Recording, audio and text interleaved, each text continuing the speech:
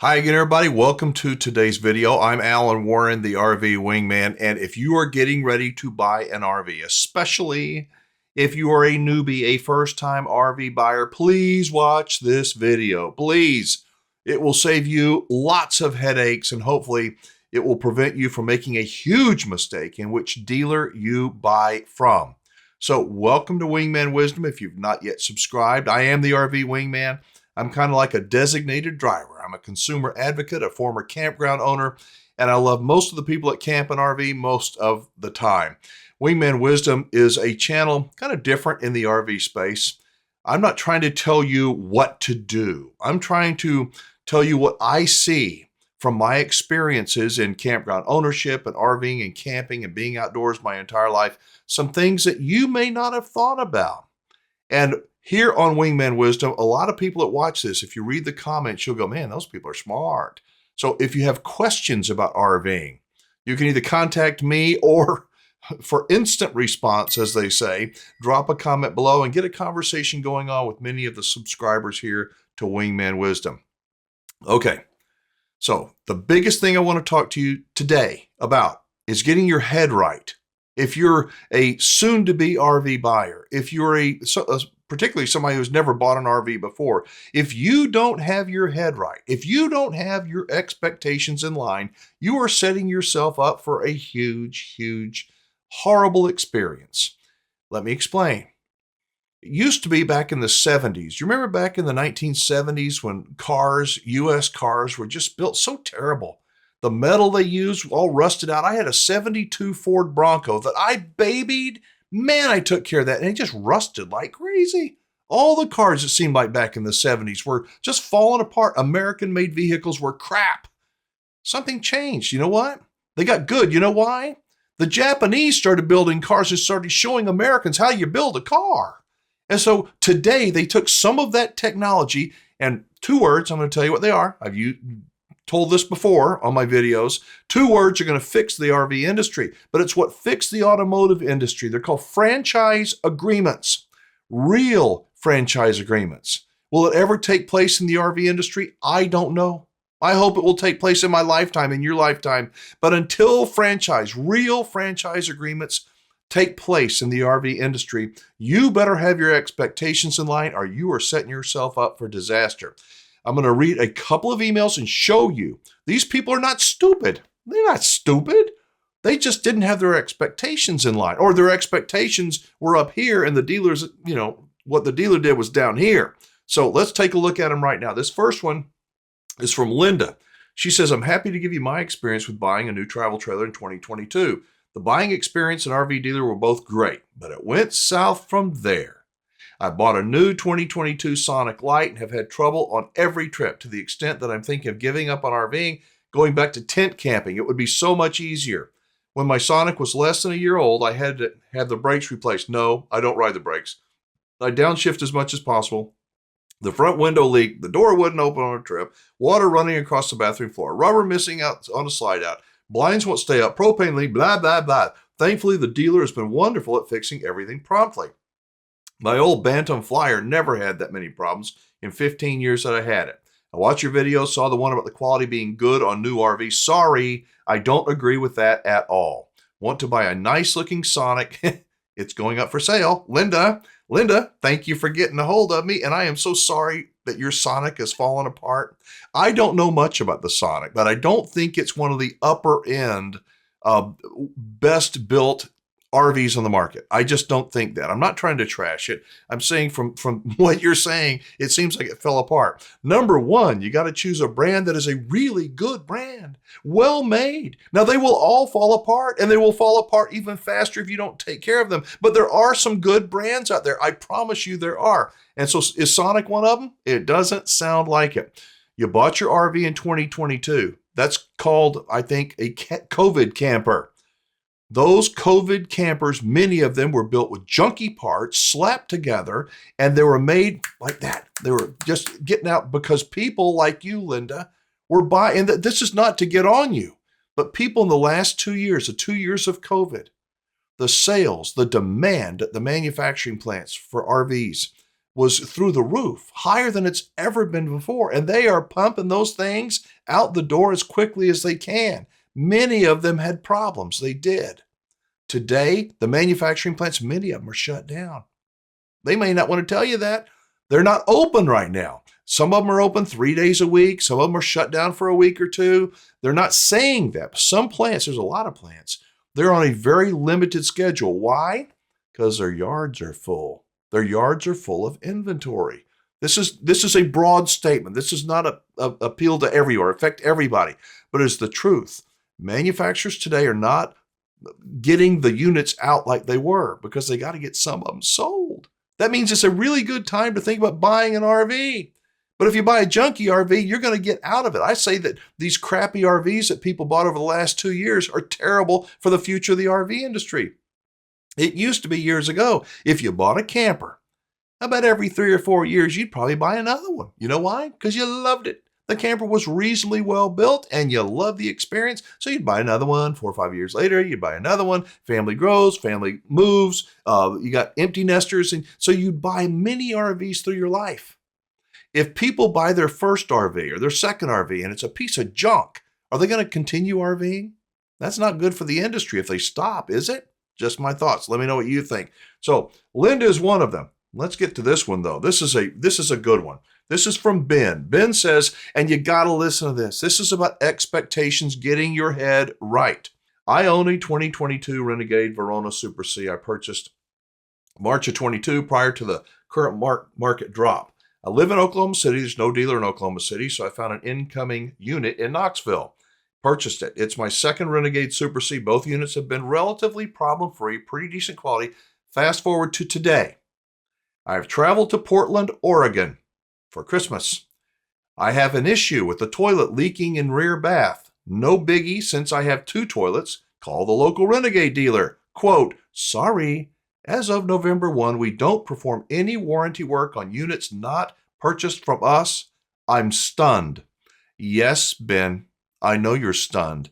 And folks, if you're getting ready to buy an RV and you're going to travel across the country and you expect a dealer is going to work on your RV, if you have a problem with it, you too will likely be stunned. It's just the reality. I'm not trying to be ugly. You have to understand that the warranties, the franchise agreements in the RV world are different than they are with manufacturers of automobiles and trucks. Whatever kind of truck or car you drive, I will promise you, I'm 99.9% sure that I'm accurate in saying this. When you go to the dealer to have work performed on your car or truck, it's done promptly and they take care of you. They want you happy. You get, how was the service? Can you rate us? Can you fill out a review? It's really good customer service. It wasn't always that way. The car dealers do that because they have to if they want to maximize the money they make. Manufacturers of automobiles hold back money on car dealers, truck dealers, and they pay them more, a bonus, if people are happy. Interesting concept, right? It's part of their franchise agreement. And if too many people are unhappy, unsatisfied, that dealer will go out of business because the franchise owner, the brand, will pull that franchise from the local dealer. It doesn't happen very often. You know why? Because they care, because they have to. The RV industry is altogether different. So Ben is stuck he buys, he lives in Oklahoma City, buys in Knoxville, and he goes up to Portland, Oregon in Christmas and he gets stuck. Let's see what happened. He says, expectations. I spent my entire career in the construction equipment dealer business. Evolved over the years that customers expected an automotive type experience regarding how the dealer handled service repairs. Manufacturers required us to change the way we do business, provide loaner units if a unit was down, needed repair, beef up our service technician training and hiring, and generally provide an automotive type experience. Better for the purchasers, ultimately better for the dealer through increased service revenue. It appears from what I hear on your podcasts and videos, which by the way are awesome. Well, I have to agree. No, thank you very much. That the RV industry is way behind the curve regarding service. Yes, it is. As I asked the question, will the RV industry ever get franchise agreements, true franchise agreements, what I call a franchise agreement, similar to what the automotive industry has? I don't know. I kind of don't think so. You know why? Because they don't have to. They don't have to. Can you just imagine this? What if a manufacturer out there really had a franchise agreement, a service agreement where you'd buy in Oklahoma City, you'd go to Concord, you'd go to Tallahassee, you'd go wherever, and you could actually go to a manufacturer that would work on your RV. Imagine how cool that would be. I think it would be worth paying more money for that. But too many people think that that's automatically included in the purchase of their RV. It is not. Let's go to Ben continues. He said, it finally slapped me in the face with my recent experience that the core problem in the RV industry is service expectations. Amen. Buyers expect service to mimic what is offered in today's automotive dealership service experiences. Think about the last new vehicle you purchased. You were probably contacted. Yeah, exactly what I said. You're probably contacted several times wanting feedback about your experience from the manufacturer. When you brought the vehicle in for any service, you were asked once again to provide feedback. I've never once been contacted by the manufacturer or dealer of the RV that I bought for any feedback. Not once. You're not alone. Ben, I don't know if anybody gets any, true contact. I do my very best. I work with the best dealers in the country. They're not perfect, but I'm telling you, they are good dealers who care, who don't want to leave you out in a lurch. If you bought a Super C, you spent a ton of money, buddy. You know that. You want it taken care of. The dealers I work with, you may be in Portland, Oregon, but I'll promise you, they'd pick up the phone and they'd do their very level best to say, hey, this is a good customer. Please, let's you and I figure it out, but I need him back on the road as quickly as possible. You want a good dealer. Yes, you want a good brand of RV. Yes, you'd like to have it locally if you can find a good dealer, but the dealer experience is paramount if you want to have a good ownership experience. Ben continues and he ends by saying, I don't know if item number 1 is common or a trending issue. Item 2 was one of those light bulb moments for me that really shined a light on what I believe is the biggest issue in the RV industry. Dealers and manufacturers not meeting end user expectations regarding the level of after the sale service. Thanks for your email. Appreciate everything you do. Ben, I am so sorry that you had to go through this, but thousands and thousands of people are. Folks, I'm not trying to scare you away from buying an RV. I am not. I want you to buy an RV. I think RVing and camping and getting out of doors with your family and people you love, it's the best thing you can do. It's better than a cruise ship. It's better than going to Disney. It's better than going to a loud weekend of a concert or a NASCAR race. There's nothing wrong with those things, but there's something truly special about camping and RVing. I think that's the reason why so many people want to do it. If you want to have the best ownership experience, none of them are going to be perfect. All RVs, I say, will fall apart. And some dealers, service people in the industry, don't say that. It's the truth. They will fall apart. It may look like a house that's going down the road, but it's not built like a house, I promise you. And you will have to maintain it. Most of the things in maintaining your RV are not hard to do. They will take a little bit of time, a little bit of money. Have your phone, get on YouTube. There's a jillion videos out there that'll tell you how to do just about anything, and you can maintain your RV and do a good job of it. If you don't know how to do that, you refuse to do the maintenance on it, either don't buy an RV or understand that you have to pay somebody else to do it. What do you think? Do you think that we need some real franchise agreements here in the RV industry?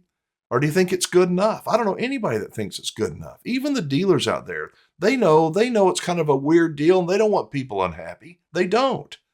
But the way the business is now, there are not the franchise agreements that they will. No, I got to stop. Manufacturers do have agreements with their dealers. They do, but they're not like the automotive dealerships. They're not. They don't require a level of service and excellence that the automotive industry requires of their dealers. I want to know what you think of this subject. I don't want you paranoid. I want you buying an RV. If you can afford an RV, go do it. But buy the right brand of RV from the right dealer. And if you need help, download my free RV report. Click the word more in the description. It'll open up. You can download the free report. Read it. I'm not selling anything. I don't get a commission if you buy an RV or a finder's fee or anything like that if you go through one of the dealers that I have fully vetted. But check it out. Take your time. Make the right decision. Get your head right. Set your expectations. I hate to say it. Lower your expectations. Understand the game that you're getting in. Not all RV dealers are bad, but I'll tell you what, not all of them are great. Thank you for watching. Drop a comment if you would. Say hi. Shoot me an email. Leave me a voicemail message. I listen to everyone, read everyone. I get back to as many people as possible. And I know some people are mad at me because, I wrote you 3 times. You hadn't got back to me. And I do apologize. That's why I try to read some of these emails here to kind of cover a lot in a short amount of time. Again, thank you for watching. I'm Alan Warren, the RV Wingman. Be safe, have fun, play nice, and don't leave your good manners at home.